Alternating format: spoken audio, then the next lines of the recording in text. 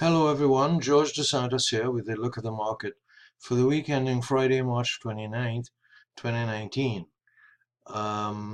Before we go further, as we usually do, bring up the disclaimer, have a look at it. It will instruct you that I'm not a professional investment advisor, so if you need such advice, seek it out from someone who is so qualified.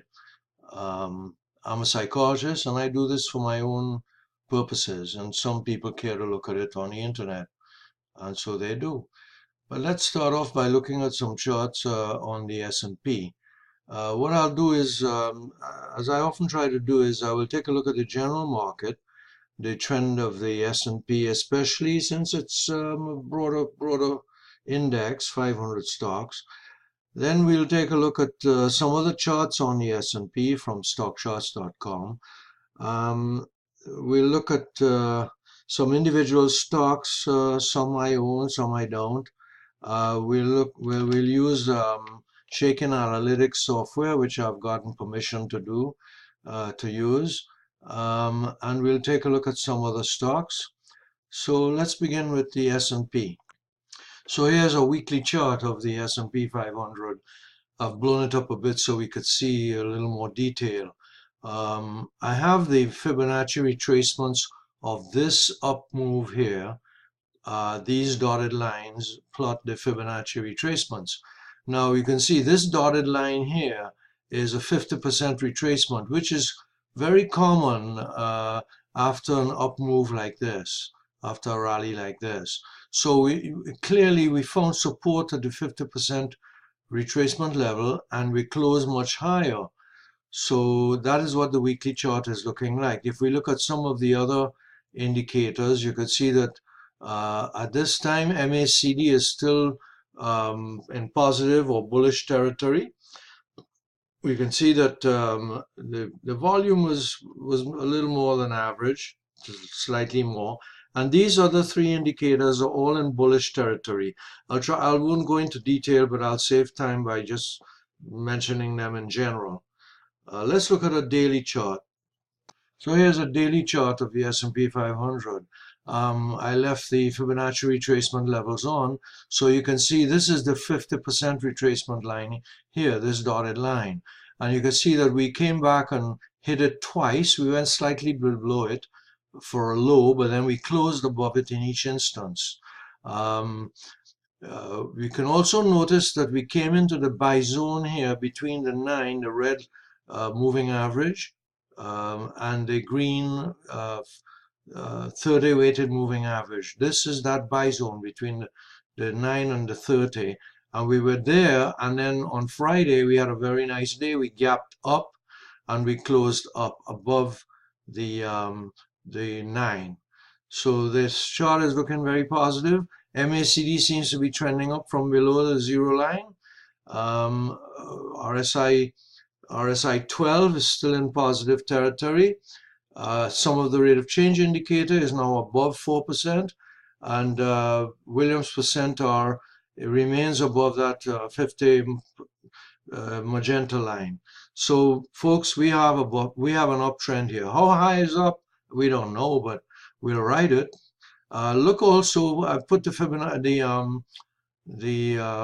parabolics, these white dots, and you can see that since we had a turnaround in the parabolics here, this was back on March 13, parabolic dropped below the most recent bar. We still remain there, so the trend is confirmed by the parabolic indicator.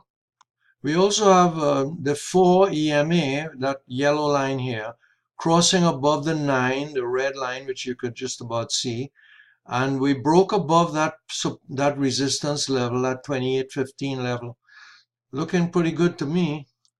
And we'll go on to some other charts. Now here's a chart of the new high, new low index. In other words, the difference between the number of stocks making new highs, those making new lows on the NYSE. And you can see that since we had this big drop here, the market has rallied. This was back on December 24th. And that's what we had since then. So stocks are making new highs more than new lows. Here's another chart we've looked at. This is a chart of the S&P 500, a daily chart. It shows what Alex Elder refers to as the impulse indicator. Won't worry to describe it here, it takes too long. But you can see bars are painted red, green, and blue.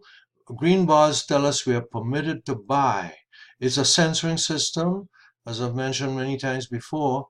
And so we have a green bar on the daily chart, we are permitted to buy. But let's take a look at the weekly. On the weekly, we also had a blue last week, 2 weeks ago, and now we have a green bar. So all signals on go, green. Here's another chart showing the percent of stocks above their 200-day moving averages of the S&P 100. And you can see that since this trend began here at the end of December, we're in pretty good shape. The percentage of stocks remains at 62, stocks above their 200-day moving average. Let's move on to some individual stocks. So we're going to look at some individual stocks on Shaken Analytics software. They gave me permission, as I said, to do this. The first one, this is a list of stocks that I own, and I own most of these, not all of them. There are a few that I don't own. But I'm going to go through this list, and then I'll show you some other stocks that I think look interesting at this point. The first one here is Allergent Technology, Electronics. And while the money flow has dropped off a bit, it's now oversold, and it's now looking to move from that 21-day moving average up. So I still own it. You can see that the relative strength is still pretty good, and it's considered very bullish on the Shaken Power Gauge. CBRE, they recommended this as their stock of the day, one day last week, but hasn't done very much since, although on Friday I think it was up about 1%. In any case, it's now oversold. It's bumping off the 21-day average. It may be worth a look. I do not own it. CDNS I've owned for a little while, and now, interestingly enough, although it's at the upper line on this channel, on Shaken's channel here, which is an oversold, it's an overbought level, yet on the Wyckoff's overbought oversold indicator, it's now oversold. And on Friday it was up 1.3%. I do own this one. Now iPay is an interesting one because it's an ETF of the payment systems that I found, and I mentioned it last week. So, if you don't want to own just Visa or MasterCard or PayPal or any of the other payment systems, this is one that's look interesting. So I bought some. I have a small share of it, small position.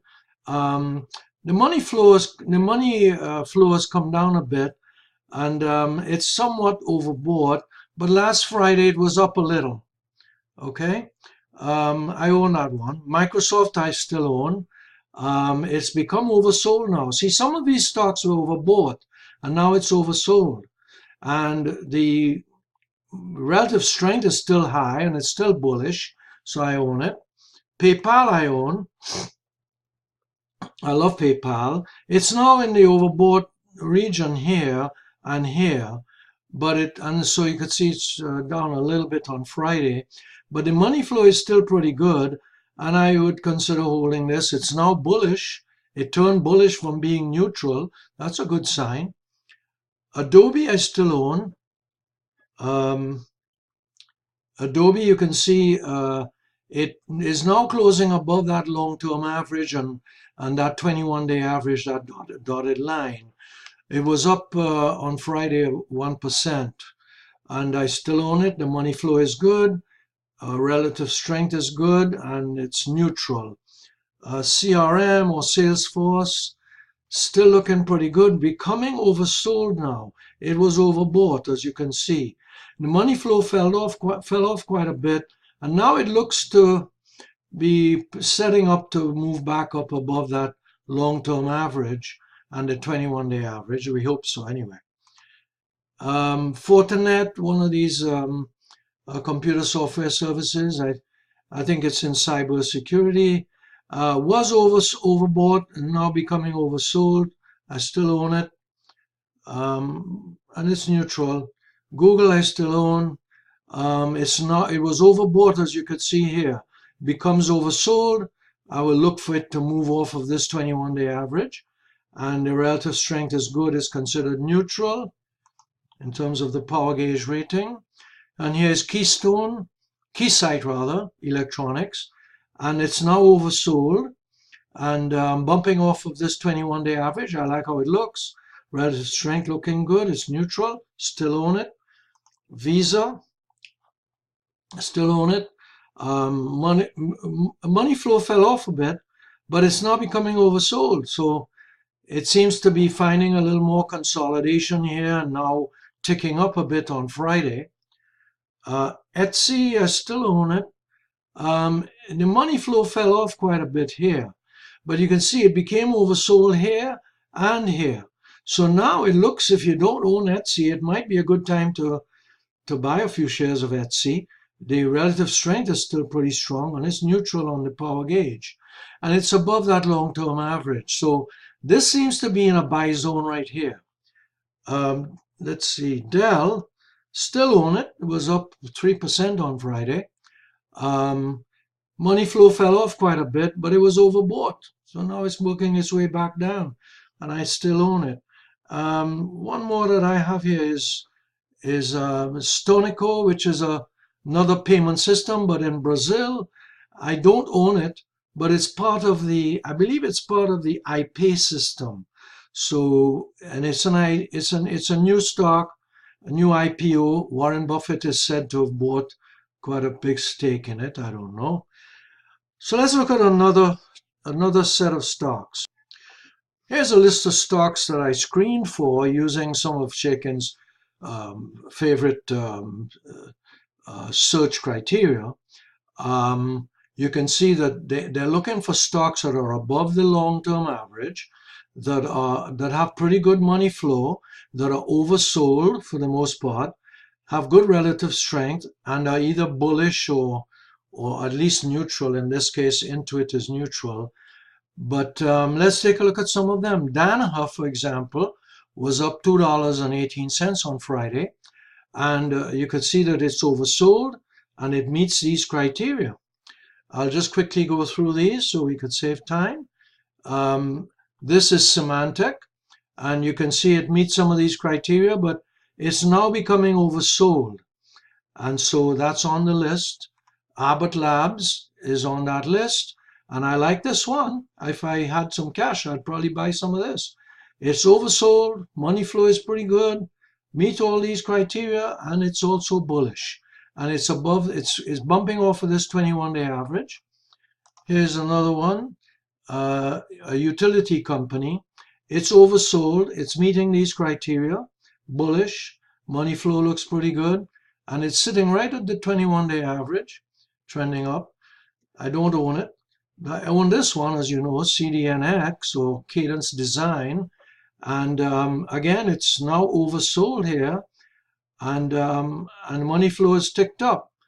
So, and it was up on Friday, you could see. PayPal, I just mentioned that, and I own it. And of course, it met the screening criteria, although it seems to be overbought here. So I would wait until it pulls back a little bit if I didn't own it. Travelers seems to meet some of the criteria, but it's overbought, so it's not as favorable as some of the other ones. And Intuit is neutral in terms of the power gauge, and but it's oversold, so it meets most of the criteria here. Well, folks, that's about all the time we have. I hope you have a good weekend, and we'll do some of this again next week.